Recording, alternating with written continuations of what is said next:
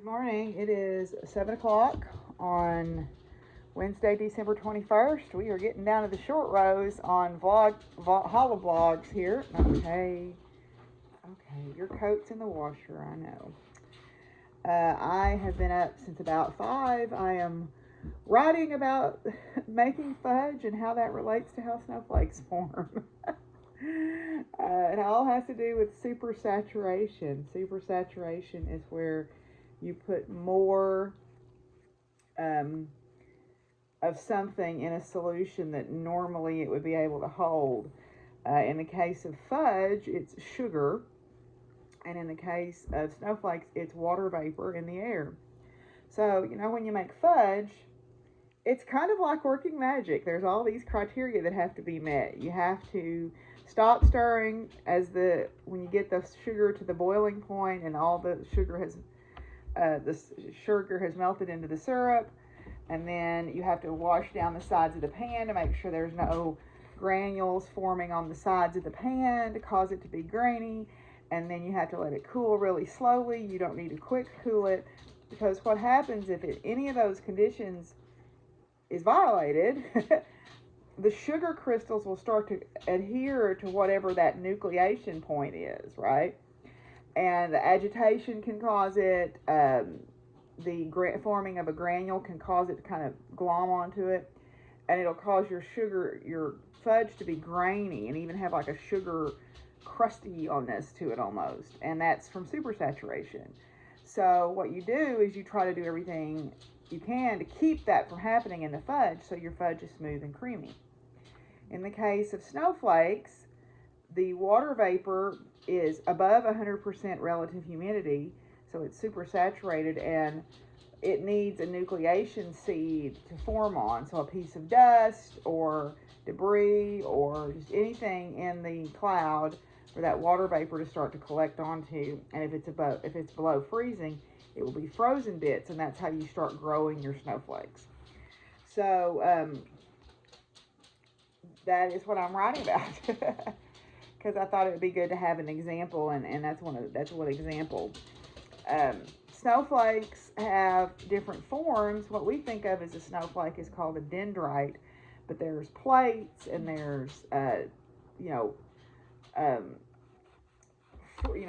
more frilly dendrites, and there's more substantial looking dendrites.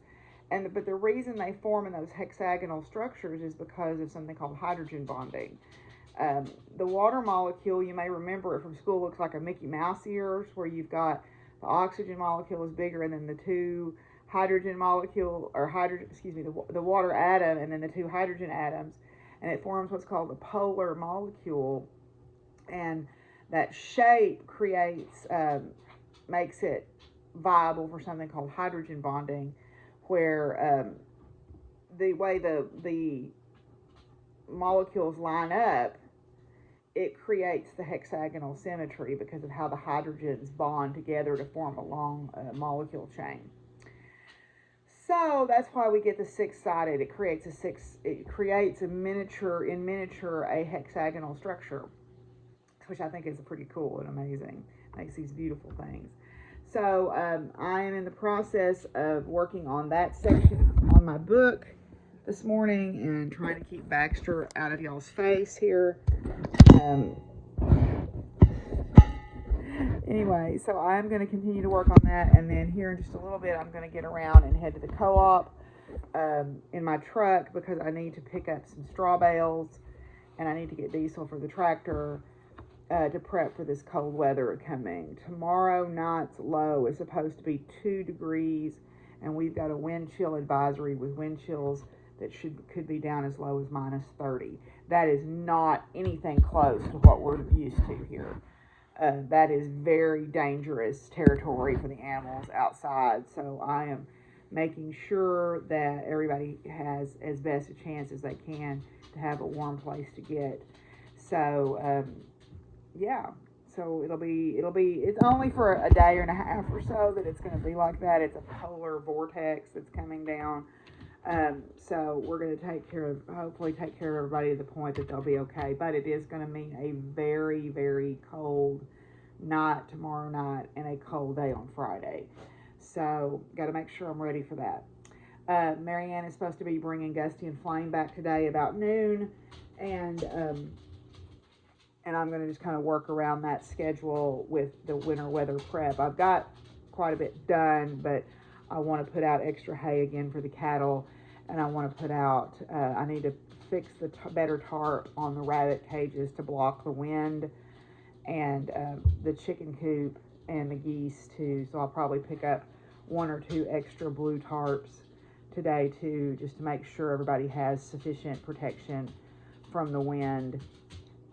Make sure the outside cats have warm places to get. They have straw, a corner of straw up here, and then the gray and white cat, he has a little house with straw in it, but he likes to stay he likes to stay in the old storage building. So I don't know how to fix him a warm place in there exactly, because I don't want to scare him, but I'll try to figure something out. Anyway, I'm going to get back to my work here and get some stuff done, and I'll check in with you guys after a while. Oh, okay, so I have been to the co-op, and I am about to sharpen my knife. I think I talk about this on every Vlogmas or HoliVlog that I do. This sharpening stone, or whetstone as we call it, is a rock called novaculite. And it is a stone, is also called Arkansas stone. And it is noted, it gets its name from novacula, which means sharp knife, dagger, or razor. And it's because it's used as a sharpening stone for knives. My knife is dull, and a dull knife will cut you faster than a sharper knife will. So I am sharpening my knife because I am about to put out, I hope, a whole lot of hay if I can get my tractor going. So novaculite is a metamorphic rock, meaning that it is started out as a sedimentary rock or an igneous rock, in this case sedimentary. It occurs in the part of Arkansas, Oklahoma, and Texas that was under the deeper part of the ancient ocean. So down around the Ouachita Mountains. And it is probably been exposed to metamorphosis, which makes it harder and makes it a good sharpening stone. It's part of what's called the Ouachita geosyncline. Now, the Ouachitas are folded mountains, but they were also some syncline activity there because it is part of the ancient seafloor that was worn away. But then they were also folded, and they're some of the only east-west running mountains in the world. They are the only east-west running mountains in North America, because whatever continental plate hit below in the Gulf of Mexico and folded and pushed them upwards. They are fold mountains, and they are very unusual when you go down there because the plants on the north side are a lot different than the plants on the south side. And there are these very deep, narrow valleys down there. If you remember my video from Vlogust, where we went to Little Missouri Falls, that is in the Ouachitas. So I am going to sharpen my knife here, and I hope it will cut better. I had another knife. I had a nice orange-handled knife, and I dropped it, and I still haven't found it. You would think with it being an orange handle, it would stand out, but it does not. So anyway, I'm going to go do my cold weather prep, but I thought I would share with you Arkansas stone, or novaculite.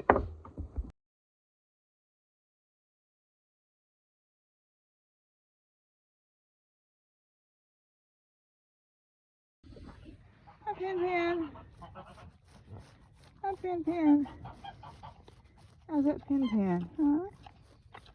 How's that Pin? I'll put you some straw on your bed.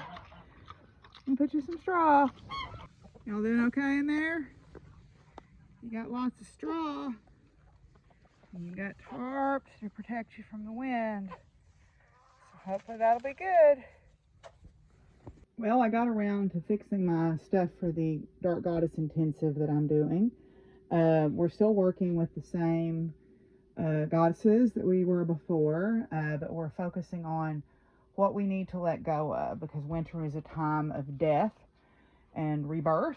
So death, What do we need to let go of out of our lives? What needs to die away from us? So I still have my donkey skull for Hestia, the deer skull for the Kaliak, the cow skull for Hathor, the crow feathers for Duhumavate, snake skin for death and rebirth, and then my coyote rattle just as a symbol of myself, and then I have my bowline and my athame, or athame, however you want to say it. I decorated it with greens from my woods, and yeah. So I haven't watched the video yet, but I will here in a little while, and let's see what's in my advent calendar. How about? I wanted to share with you guys a reading for the winter solstice. I just got done doing my tarot spread. I did a 6-card spread about my shadow work. And somebody was asking me what the shadow self was. To me, shadow self is the part of us that shows us places that we need to be more vulnerable, places where we have maybe unresolved traumas or pain, or we are carrying old wounds or ancestral wounds, and that we need to work on those areas within ourselves to lay that burden down and not carry it forward with us energetically. But it was really interesting because it really dovetailed nicely with my dark goddess ritual stuff that I was doing. But I wanted to read this because I thought it was really a beautiful thought, and it's one that I certainly can take to heart this time of year. This is from The Circle of Life, The Heart's Journey Through the Seasons by Joyce Rupp and Macrina Whitaker. And it is called The Solstice Blessing. There is a tendency to want to hurry from autumn to spring, to avoid the long, dark days that winter brings. Many people do not like constant days bereft of light and months filled with colder temperatures. They struggle with the bleakness of the land and the emptiness of trees. Their eyes and hearts seek color. Their spirits tire of tasting the endless gray skies. There is great rejoicing in the thought that the light and the warmth will soon be filling more and more of each new day. Now, he's not bothering you. It's fine, okay? But winter darkness has a positive side to it. As we gather to celebrate the first turn from winter to spring, we are invited to recognize and honor the beauty in the often unwanted season of winter. Let us invite our hearts to be glad for the courage winter proclaims. Let us be grateful for the wisdom winter brings in teaching us about the need for withdrawal as an essential part of renewal. Let us also encourage our spirits as Earth prepares to come forth from this time of withdrawal into a season filled with light.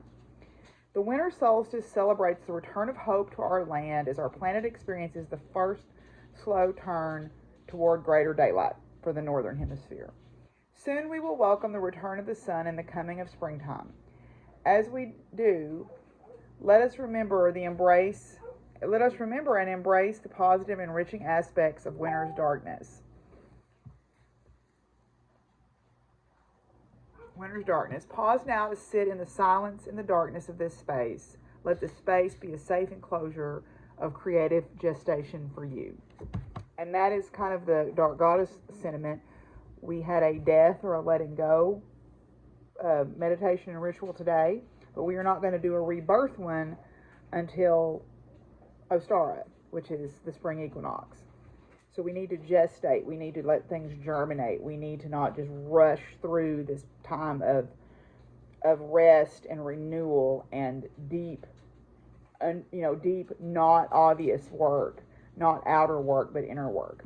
And I think that's a great sentiment. So I wanted to share that with you guys. Okay, well, the sun is going down outside, so it is the 21st. So let's see what solstice brings us in the Advent calendar. Oh, isn't that interesting? More hay, because definitely I'm thinking about that right now at the solstice, for sure.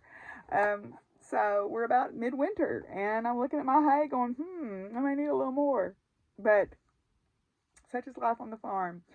Anyway, let's go check out our cards for today. Okay, so today's cards, we'll get those done. Sun's about to go down. I want to cast on my Yule Celtic Year Club shawl tonight. I may not work on it very much because I've got to finish that gnome for the gift, but I want to at least start it on the solstice night. Some people called last night the solstice night. I'm calling tonight the solstice night. I guess it's all what you feel like doing. But anyway, so we'll start with today, Billie Holiday. Billie Holiday, born in 1915, died 1951, legendary American jazz performer and songwriter. From Billie: you can be up to your boobies in white satin, with gardenias in your hair and no sugar cane for miles, but you can still be working on a plantation. When I sit down and listen, and really listen to Billie Holiday sing, the pain of her past gives birth to each note as it floats heavily in the air. Feels like a very intimate experience that I can't say I get with other singers.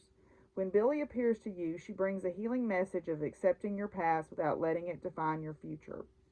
Lean on Billie if you need help releasing a past trauma, as her energy will be your support, leading you to a path that will enable you to confront your history, process the emotions that surface. Always a difficult task, but one that is very necessary. Been doing some of that in my therapy work, and it is hard. Next one is Benazir Bhutto. Benazir Bhutto was born 1953, died 2007, Pakistani politician and former prime minister. From Benazir: you see, they think they're saving you, and you think you're saving them. That's where the trouble starts. Someone says, I saved you, now here's what I want. And it's the same with big countries and little ones, religious leaders and their followers, even husbands and wives. When things really work, though, it's because people realize that this is a lie, that really we all save one another. It is the way of the world. Things work out for the best when everyone makes it together and we manage to save each other. When you encounter Benazir in a reading or a daily card pull, you may need to consider the motives behind your actions, whether it be of others or yourself. Behind the actions, whether it be of others or yourself. Does the person want to have something they can hold over you? Or are they seeking some sort of power of control? Is the support genuinely altruistic? You may benefit from finding common ground and meeting somewhere in the middle where one person does not hold an advantage over the other. Okay. And our last one today is Audrey Hepburn. Audrey Hepburn is born 1929, died 1993, British actress and humanitarian. From Audrey: the beauty in a woman is not in the clothes she wears, the figure that she carries, or the way she combs her hair. The beauty of a woman is seen in her eyes, because that is the doorway to her heart, the place where love resides. True beauty in a woman is reflected in her soul. It's the caring, and that she lovingly gives the passion that she shows, and the beauty of a woman only grows with passing years. When Audrey appears, you may need a little love, as she's bringing your heart compassion and a softening spirit. Her energy will help you find peace within, to see the beauty that is all around you. Audrey's energy warms a cold heart and allows us to see the world as a place of potential, where our neighbors are not so different from ourselves. Ooh, I like that one. Okay. Alrighty, well, I think that's where I'm going to end it for tonight. I've got some things that I need to do here for the solstice, and I'm going to take care of those. And then tomorrow, I get to see Jessica from Two Sticks and String Podcast. She's coming through on her way back from Branson to visit her parents. Her and her mom are coming through, and we're going to meet in the morning ahead of the really terrible weather that's coming. So I'm very excited to see Jessica. So I'll check in with y'all tomorrow. Bye.